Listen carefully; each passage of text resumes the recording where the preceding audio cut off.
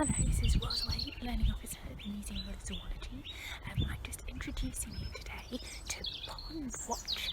This is something we are going to be posting about quite regularly on our new blog. You'll be able to see videos and information about the things that I and other staff at the museum find in our garden ponds. If you have a garden pond, why not join in too and let us know what you can see. Today, for episode 1 of Pondwatch, I thought I would introduce you to the garden pond that I'm going to be looking in.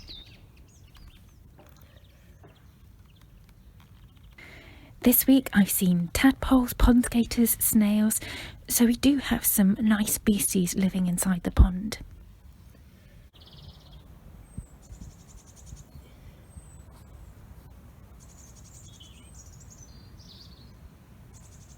Last week I noticed this clump of frog spawn near the edge of the pond. You might just be able to make out the oval black splodges in the middle of the jelly-like eggs.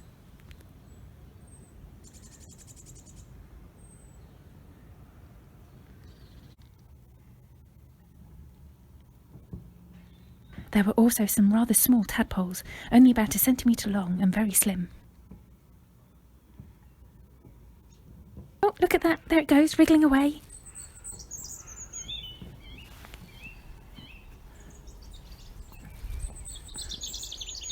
Tadpoles aren't the only creatures living in our pond.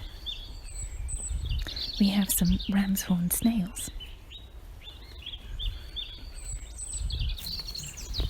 Here's an empty shell, and you can see why they're called ram's horn snails. It looks quite remarkably like a miniature ram's horn. That's because of the way it spirals. You see it's quite flat, unlike the rather rounded three-dimensional coils of the garden snails you might be used to.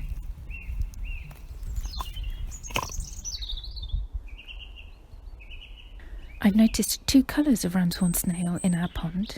Some are a dark grey-black colour, and some are very pinky red. Now, unlike most molluscs, ram's horn snails have the iron-based haemoglobin in their blood, which makes it red. Molluscs tend to have hemocyanin in their blood, making it more of a blue colour. In the dark grey snails, the pigment melanin masks the colour of the blood. But in the pink snails, there's less melanin, so the red of the blood shows through. Yesterday I saw this worm moving at the bottom of the pond. When it stretched out, it was quite long, almost 10 centimetres, and then it burrowed itself again.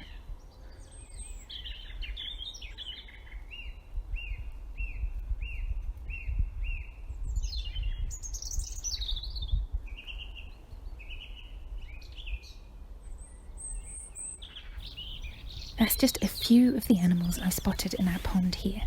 In future episodes of Pondwatch, we hope to bring you footage from more ponds, and we would love to share some of the wildlife you've been finding in your gardens or through your window. So do send your sightings to us on Twitter.